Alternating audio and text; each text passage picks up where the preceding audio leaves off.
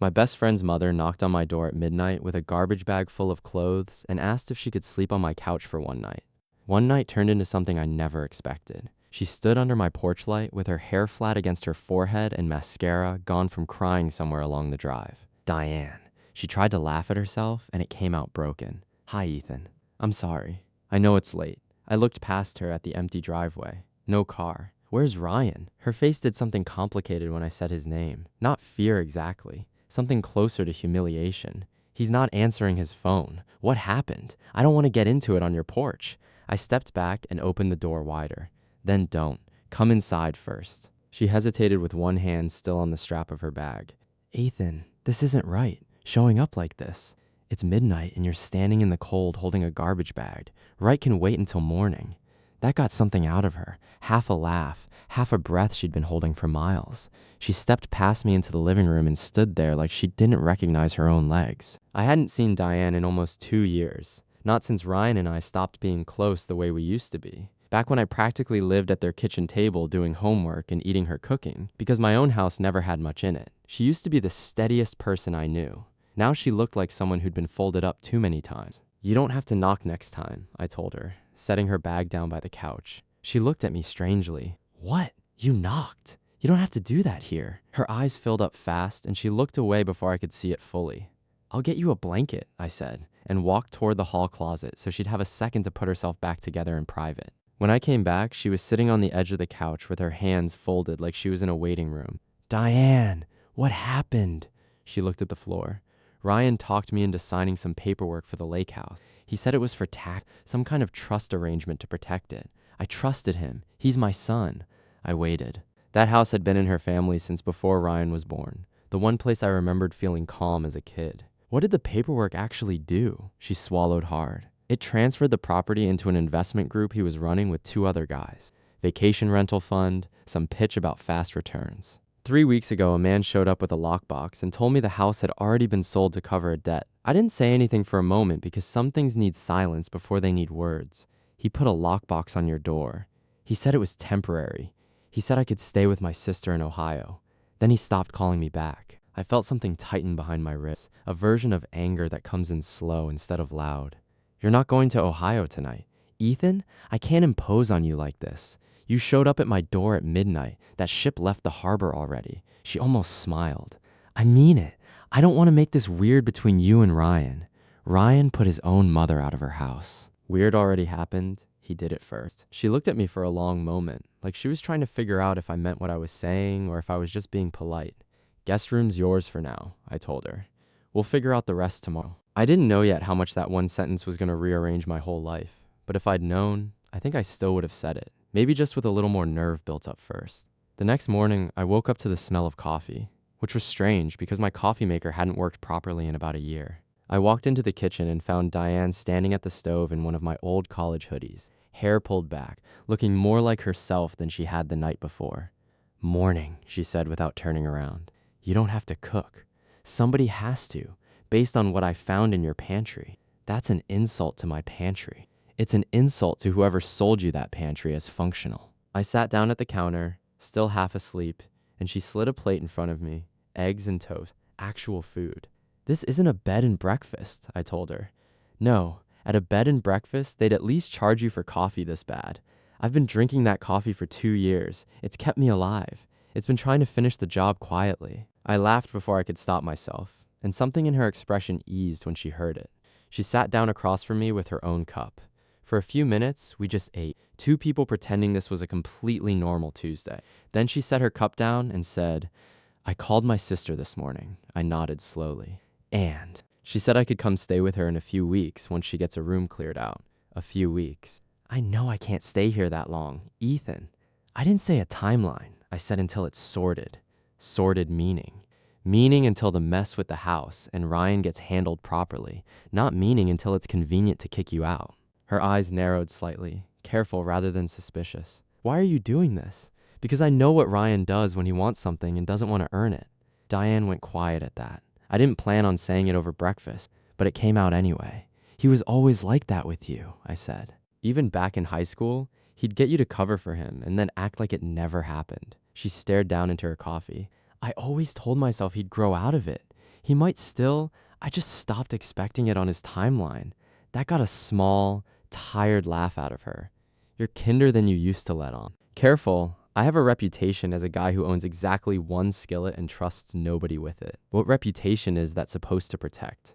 Currently, my pride. She laughed again, longer this time, and it changed her whole face. Took 10 years of tension off it in a way that made me notice things I probably shouldn't have been noticing about my best friend's mother at 8 in the morning. The days settled into something like a rhythm after that. I worked as an electrician for a mid-sized contracting outfit outside the city. Long hours. A lot of arguing with site managers who thought code violations were optional. Diane spent her days making calls, digging through old paperwork, trying to understand exactly how her house had slipped out of her hands on paper she barely remembered signing.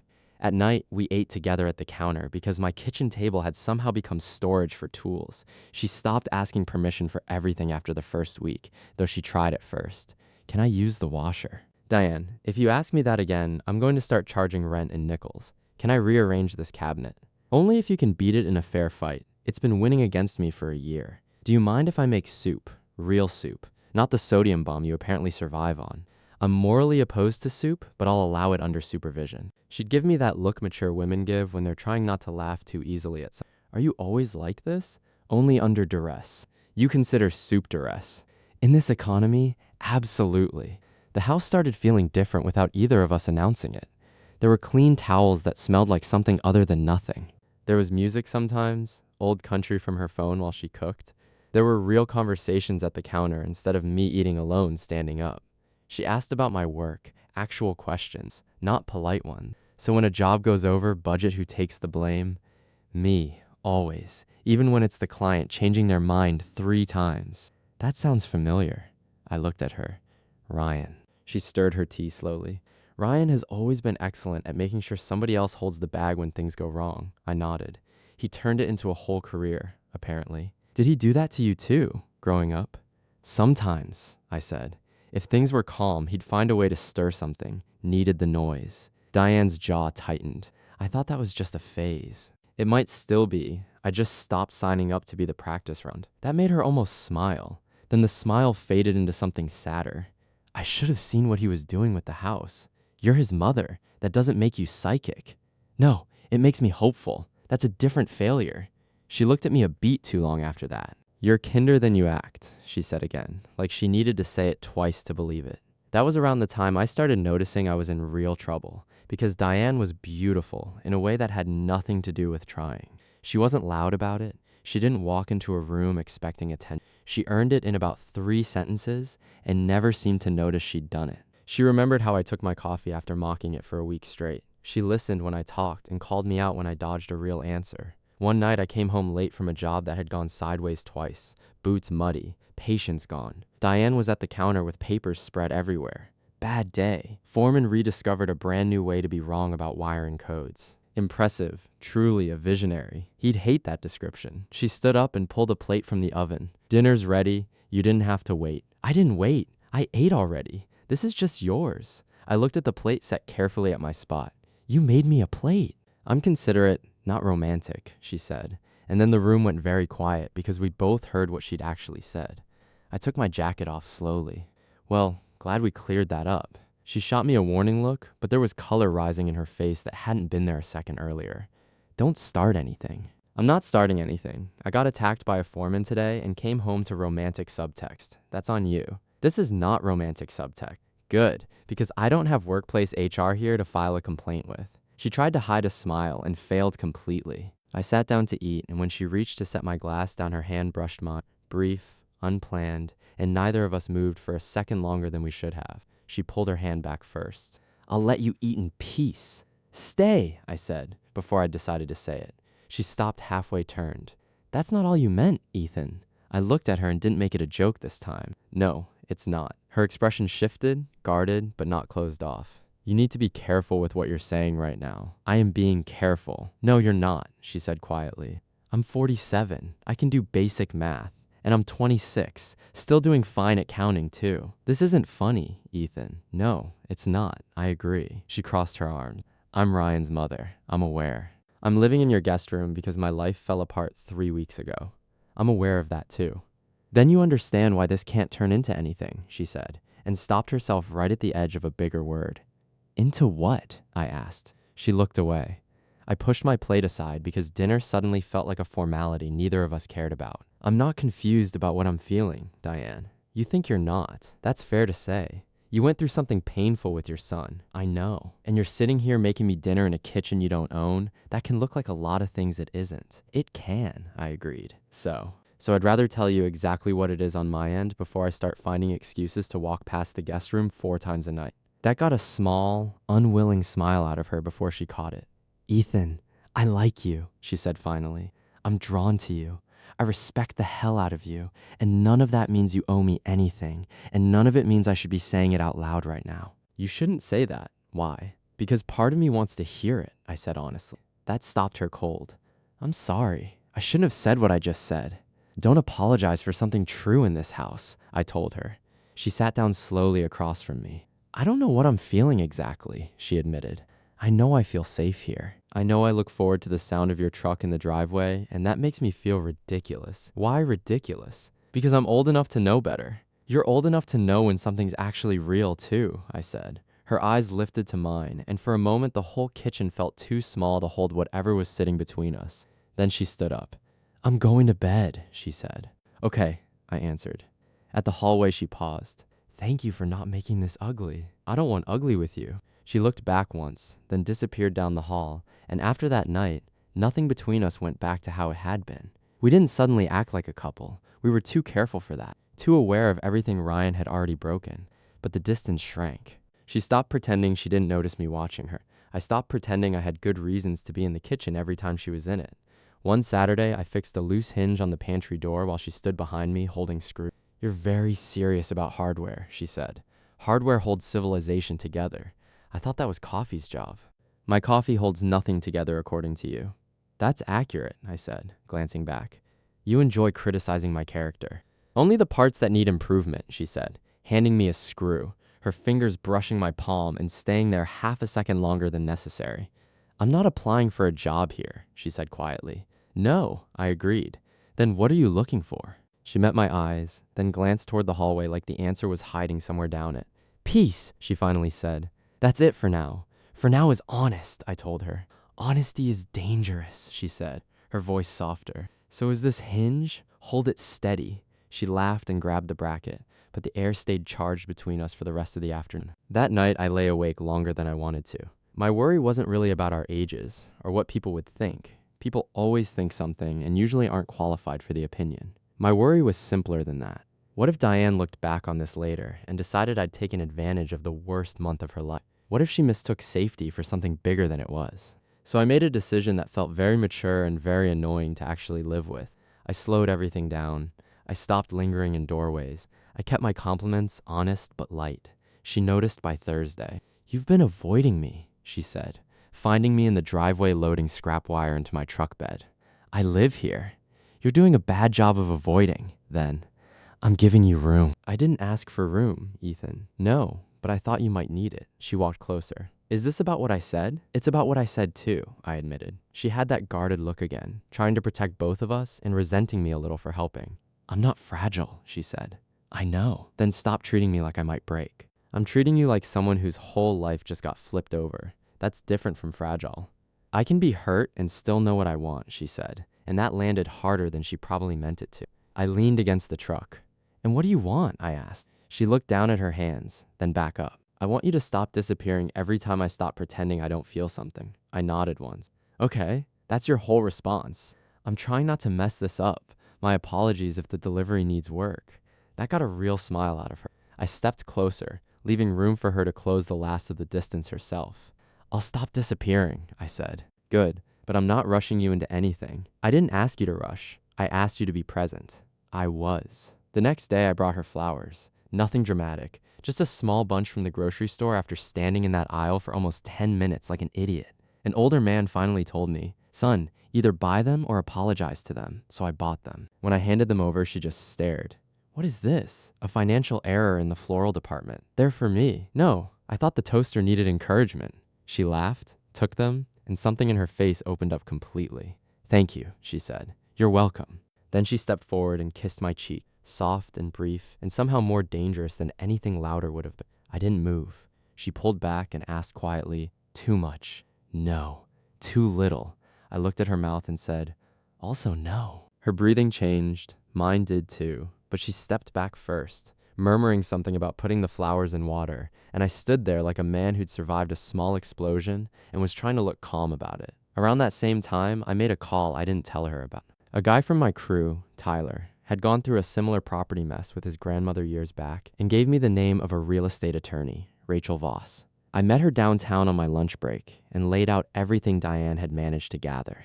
"This is incomplete," Rachel said, flipping through the folder. "Did Diane sign anything specifically authorizing her son to act on her behalf?" She thinks she signed something for a tax trust. Thinks. She was misled. Misled by whom? Her son. Rachel raised an eyebrow. Of course it's her son. Why would anything be simple? She agreed to a preliminary review of the transfer paperwork, quiet and professional, and named a retainer that made my savings account sit up straight. I paid it anyway. "Does Diane know you're here?" Rachel asked as I signed. "No, that might become its own problem." "I know. Why not just tell her?" "Because she'll tell me not to spend the money," I said, "and you'll spend it anyway." "I already did."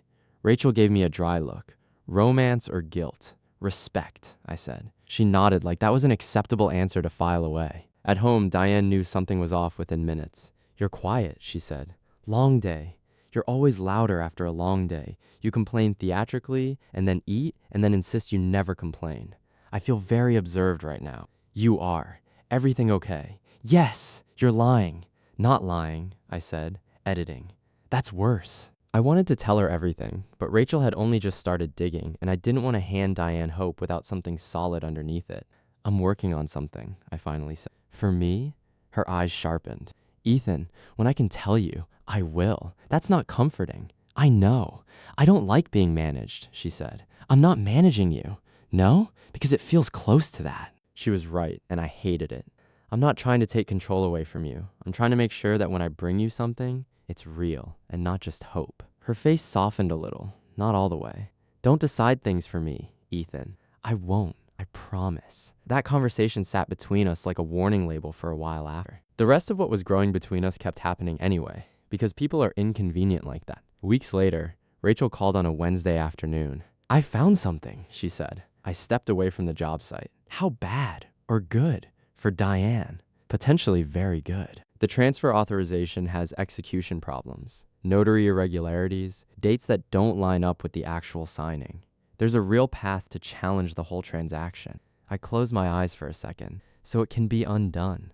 "There's a credible path," Rachel said, "but Diane needs to know now, and she needs her own voice in this, not just yours." "I know." "Good. Because if you keep playing quiet protector, she's going to resent you eventually, even if you were right the whole time." That evening, Diane knew before I even sat down. "I hired an attorney," I told her at the counter. The cup in her hand stopped halfway to her mouth. "You what?" "Her name's Rachel Voss, real estate law. A guy from my crew recommended her. I asked her to review the transfer." Diane went pale. "You had no right to do that without asking me." "I know. And you did it anyway." "Yes." She stood so fast the stool scraped the floor. "Ethan, I told you not to decide things for me. I never authorized you to act on my behalf." "I paid for a review with my own money," I said carefully. "I didn't ask you to repay it. That's not the point, and you know it," she snapped. "This is my humiliation, my house, my son's mess, mine." Her voice cracked on the last word, and I hated putting that look on her face. I stayed where I was, but kept my voice steady. Rachel found real problems with the notary issues, mismatched dates, a shaky authorization. She thinks there's a genuine path to Diane froze complete. "What?" "She needs to talk to you directly. Nothing moves unless you decide to move it." "Say that again." "Nothing moves unless you decide." "No, the other part. You might be able to get the house back." She sat back down slowly, and after a moment the tears came, quiet and sudden. "I thought it was gone forever," she said behind her hand. "I thought I'd lost everything because I trusted the wrong person." "You haven't lost everything," I said, crouching beside her chair. She looked at me through the tears. "You should have told me from the start." "I'm still angry," she said. "You should be. I spent money you didn't ask me to spend. I'll survive." "That is such a man's answer." "It's one of our top 5, I said, and she laughed through the crying, reaching for my hand. "Thank you," she said, "but don't ever protect me by hiding things from me again." "I won't. I mean it, Ethan. I know, I said, and I meant that too. She squeezed my hand. And I want to talk to Rachel myself. I want to fight for it. There she was again, not being rescued, standing back up inside her own life. The legal process moved in that particular way these things do, faster than expected in some parts, and slower than Diane wanted in others. Letters went out. The buyer's side asked for delays. Rachel didn't grant many. Diane became sharper during those weeks, still warm, still herself, but with an edge that hadn't been there before. She started saying, "my house," again instead of "the house." One evening after a call, she walked into the kitchen and said, "Rachel says Ryan received notice today." I turned off the stove. And she said we should expect some kind of reaction. "Do you think he knows you're staying here?" I asked. Diane nodded.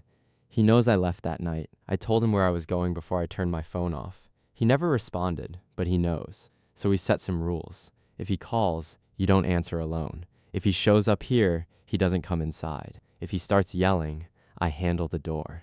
She tilted her head. "You handle the door." "Yes." I didn't say hide behind you. I said I handle the door. This is my rental. I have exactly one kingdom to defend. That got a small smile out of her, but fear stayed behind her eyes. "He's gonna say awful things," she said. "I know. You don't know all of them." "I know enough," I said. She stepped closer. "If this turns ugly, you don't owe me a fight just because you started this." "I chose you before Rachel ever found anything," I told her. Her lips parted, but she didn't answer. 2 nights later, Ryan came back into my life like a kicked-in door. It was just past 7. Diane and I were at the counter going through a list Rachel had. A car pulled into the driveway too fast, then hard footsteps hit the porch. Diane looked at me. "Ethan." I stood up. The doorbell rang 3 times, then a fist hit the wood. "Open the door," the voice barked. I walked over but didn't open it yet. "Step back from the door," I called through it. "Are you kidding me right now? Open up." I opened it halfway and kept my body filling the space. Ryan stood there, jaw tight, eyes bright with something between fury and panic. He looked past me instantly. "There she is." "She's not talking to you like this," I said. Ryan laughed, short and humorless. "You've got to be joking." "I'm not." "Mom, get out here," he shouted past me. "No." Diane's voice came steady from the hallway behind me. His eyes snapped back to mine. "You did this, didn't you? Hired that lawyer." "Diane hired her after Rachel found what you were trying to bury. Don't play smart with me." "I don't have to play anything," I said. His face twisted. "You think you're some kind of hero now, taking my mother in. Is that your whole thing these days?" "That's enough, Ryan." "No, it's not enough," he said, leaning to look past me. "Mom, are you serious right now? Him, my best friend. You moved in with him. You were that desperate." Diane flinched, and I felt something in me go very still and very calm. "Ryan," I said quietly, "you're done here." He ignored me completely. "You really let him play house with you after everything I was trying to build for us." Diane stepped up beside me, not behind me. "You sold my home out from under me," she said. "I was building our future." "You were building yours," she snapped. "And you don't even understand what real money requires. You would have sat in that house until it fell apart around you. I made a move that mattered. A move." Her voice shook, but she stayed upright. "You put me out on the street. I told you it was temporary. You stopped answering your phone. I was handling things with my money." His eyes flashed. "You always do this. You make me the villain because you're too weak to understand opportunity." I stepped forward until Ryan had no choice but to look at me instead of her. "Don't talk to her like that," I said. "Oh, now you're protecting her," he said, and something shifted in his face as he looked between us too long, understanding landing all at once. "No way." "Leave, Ryan," I told him. "You're sleeping with my mother," he said, loud enough for the whole street. Diane's face drained of color. I stepped fully onto the porch, closing the gap between him and the doorway. "You don't get to come here and throw filth around because your scheme fell apart," I said. "You're disgusting." "No, I'm done." "Done with what? We've been done for 2 years. Done with the wreckage you leave behind and expect other people to clean up. Done with you treating people like furniture you sell off the second the room gets crowded." His mouth tightened. "You don't know what I was dealing with. I know your mother stood on my porch in the rain with a garbage bag full of clothes because of you. She came to the only calm place she had left." Diane whispered my name behind me, but I didn't turn around. Ryan's voice dropped low. "You want the whole neighborhood to know about this. You want people finding out you're sleeping with your best friend's mother." I looked him straight in the face. "Yes," I said, and that actually stopped him for a second. I said it again, clearer. "Diane is with me, not as some charity case I inherited, not as a mistake. She's mine to protect. I chose her, she chose me, and you don't get to stand on my porch, shaming her for surviving what you did to her." Diane made a small sound behind me but didn't interrupt. Ryan's eyes filled with something ugly. "You'll regret this," he said. "I regretted you 2 years ago. This is different." His mask cracked visibly. I hadn't even raised my voice. "Get off my property," I told him. "Talk to Rachel from now on. Don't call Diane unless her attorney says it's appropriate, and don't come back here." He looked past me one last time. "Mom, you're pathetic," he said. Diane stepped forward before I could respond. "No," she said, voice shaking but clear. "I was ashamed, not sorry. That's not the same thing. Ryan, I loved you enough to believe you. That was my mistake, but I'm done letting you punish me for it." For the first time in the whole exchange, he had no answer. I held the door. "Good night, Ryan," I said. He backed off the porch, still glaring, then got in his car and pulled away too fast, tires catching the curb. I closed the door. For about 10 seconds, neither of us moved. Then Diane turned and walked down the hall fast. "Diane?" I followed and found her in the guest room pulling clothes out of the dresser with shaking hands. "What are you doing?" I asked. "I can't stay here, Ethan." "Stop," I said. "No, you heard him. I heard a desperate man losing control of a situation he built himself. You heard what people are going to say now. I don't care what people say. You will. Eventually, you're 26. You think you can say brave things on a porch, but this follows you. Your job, your friends, your family. My family already thinks I make strange choices. This barely moves the needle. This isn't funny. I'm not laughing." She stopped packing, but didn't turn around. "He's my son," she said quietly. "I know. And he looked at you like you were something to be ashamed of. I know. I can't fix that for you, but I can stand next to you while you figure out it isn't true." Her shoulders dropped. "I'm so tired, Ethan," I nodded. "Then don't make a life decision with a suitcase already half packed in your hands." She looked down at it. "I don't want your pity," she said. "You don't have it. I don't want to be your project. You're not one. I don't want to wake up someday and realize you only stayed because you felt responsible for me." "That's not why I'm here," I said. "Then why?" she asked. I stepped closer, still leaving space. "Because when I think about next year, you're in it. When I think about buying a place someday, I don't picture it quiet anymore. When I pull into the driveway and your car's already there, I slow down because I'm glad, not because I have to be. That's not charity." She stared at me for a long moment. "I fought for your house because it was yours. I stood on that porch tonight because this is mine, my home, my choice, my woman. If you want to leave because you don't want this, I'll carry the bag to the car myself. But if you're leaving because Ryan taught you shame louder than I can say the opposite, then no, I'm asking you to stay and outlast the noise." She closed her eyes. "I'm not promising this will be easy," she said. "I'm not promising everyone claps for it. I'm promising I won't hide you, not from Ryan, not from anyone." She looked at the half-packed bag one more time, then let go of the strap entirely. "I'm scared," she admitted. "I know. I hate that I'm scared.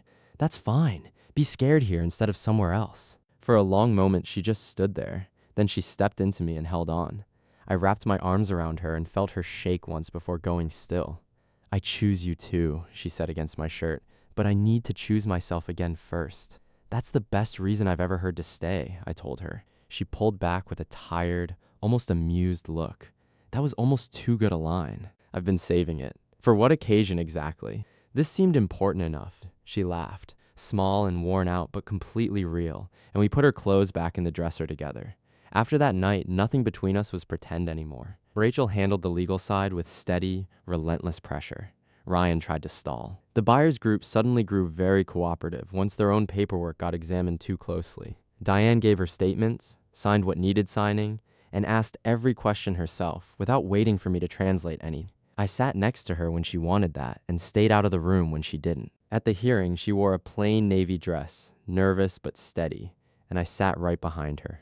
Ryan sat across the room with a lawyer of his own and never once looked our way. Rachel laid it all out clean, the mismatched dates, the questionable notarization, the rushed closing, the money trail leading straight back to Ryan's investment group. I didn't follow every legal term, but I understood Ryan's face perfectly. Once the judge started asking questions, his side couldn't answer smoothly.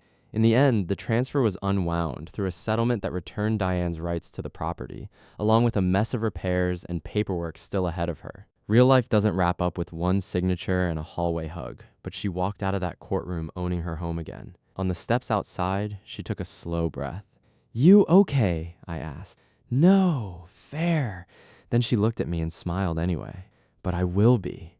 Rachel walked over with her briefcase. "You did well in there," she told Diane. "Thank you," Diane said, then turned to me. "And thank you for starting something you probably should have told me about sooner." Rachel gave me a look. She's right, you know. I'm aware this became a group project somewhere along the way. And Diane laughed for the first easy laugh in weeks. A month later, we moved out of my rental and back into her house. Not because everything was suddenly perfect. It wasn't. Some people had opinions about the two of us. Ryan sent a few messages through indirect channels until Rachel made it clear all communication would stay formal from now on. Diane had days where guilt sat heavy on her chest out of nowhere.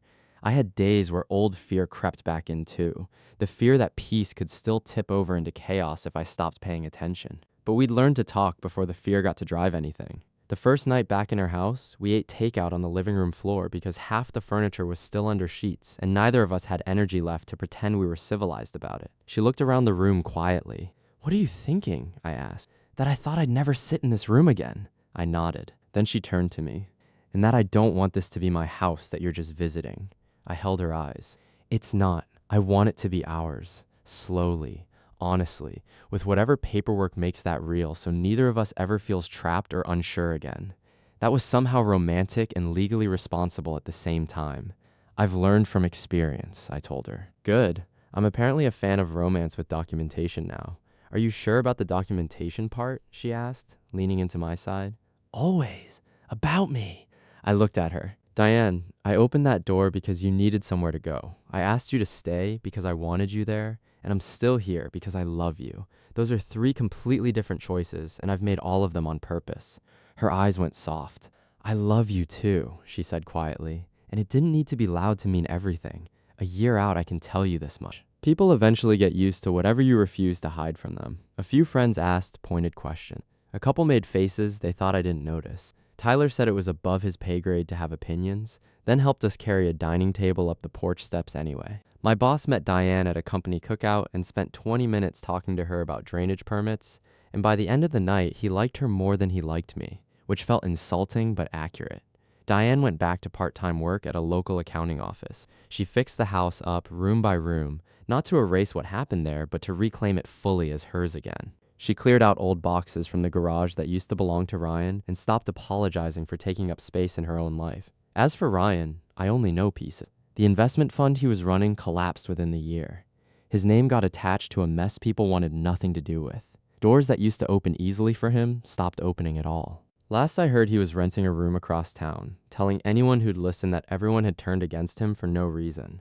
Maybe someday, he'll understand the difference between being abandoned and being held accountable. That's not my job to teach him anymore. My job now is simpler than that. I wake up in a house that actually feels lived in. I drive a truck with a dent Diane keeps telling me to fix, and I keep ignoring. I come home to a woman who looks at me like I'm not a temporary shelter or an accident or a reaction to somebody else's damage, but the man she chose after the worst month of her life. Sometimes late at night, she catches me glancing toward the front door out of old habit. "Thinking about it again," she'll ask. "Just making sure the door still works," I'll say. She rolls her eyes every time.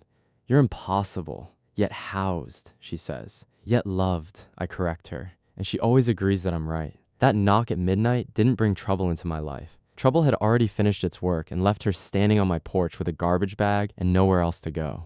Opening that door brought in the woman who taught me that peace doesn't have to be earned through silence, and that choosing someone openly, even when it costs you something, is sometimes the only way to actually build a home. Would you have opened that door for Diane the way I did? And do you think I was right to stand between her and her own son that night, even knowing exactly what people would say about it after?